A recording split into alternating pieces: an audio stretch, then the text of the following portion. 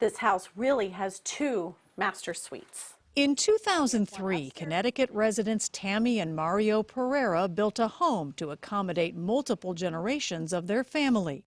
It has separate spaces for Tammy's father and her adult sister, plus room for their son and daughter. Family is what life is all about. You have soccer practice tonight? They had wanted to buy an existing home, but couldn't find one that met their needs. 10 years later, they have plenty of company. 50 million Americans live in multi-generational homes, just like the Pereiras, and many want homes that fit their expanded families. Now, builders are trying to provide them. In Marana, just north of Tucson, we met Alan Jones. He's with Lennar Homes. I mean, if you came up to this home standing right here, looking at the home, you would think this home was no different than any other home.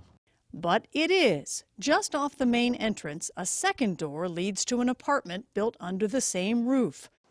All right, Trump is red. Which was part of the appeal for retired school teacher Tom Moser and his father Lee. So you're right down the hall, Lee. Yeah, it's real close right here, so we don't even lock the door. You trust him that much, huh? Yeah, I trust him. Tom moved into this 3,100 square foot home with his wife Kristen last year. His father Lee moved in too, to the separate but connected apartment. We have our separate places. He has a kitchen, he has a garage, he has laundry facilities, and yet we're connected.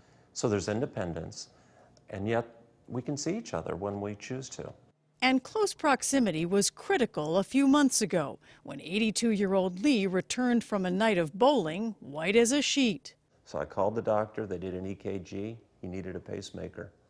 So by living close by and doing things more together, I think I was on top of it. So that felt good.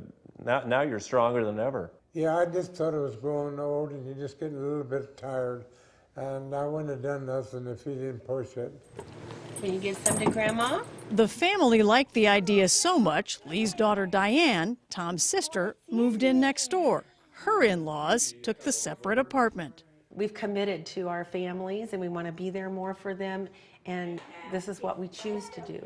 And the arrangement let the family avoid a difficult choice. Bye, Grandpa. Bye. 90-year-old T.W., diagnosed with Alzheimer's disease in 2006, is now able to stay with his family and his wife of 70 years, Millie. So what's that like for you, Millie, to know that your husband now, instead of going into a facility, was able to be here with you? Oh, he loved it. He loves being with the grandkids. The little grandkids just make his day. All right, thank you.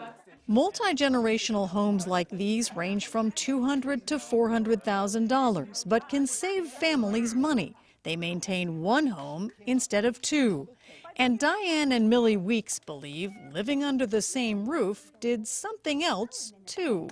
Are you just as close as you were before, or are you closer now after moving into a house together? I think closer, don't you think? I think so. Big girl. Big girl, yes, yes. The big girl.